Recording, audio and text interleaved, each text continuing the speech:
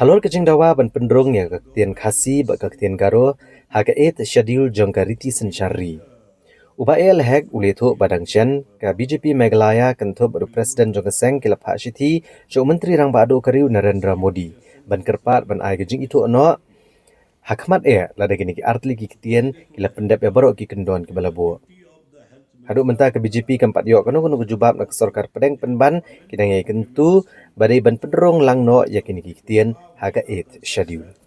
We also written a letter recently also to Honorable Prime Minister to include the Khasi and Garo language in the 8th schedule of the Constitution of India. I said whoever they have already fulfilled all the criteria, whether the Khasi language has fulfilled all the criteria or the Garo language has fulfilled all the criteria, they have to be given in priority. If both are given full criteria, both are should be considered. If any one of this, they have not been fulfilled all the complete criteria as required by under the 8th schedule. So we tell whatever the languages among the Khasi and Garo, which has all fulfilled all the criteria, they has to grant this they should include this under the 8th schedule of the Constitution of India and to recognize the Khasi and Garo languages.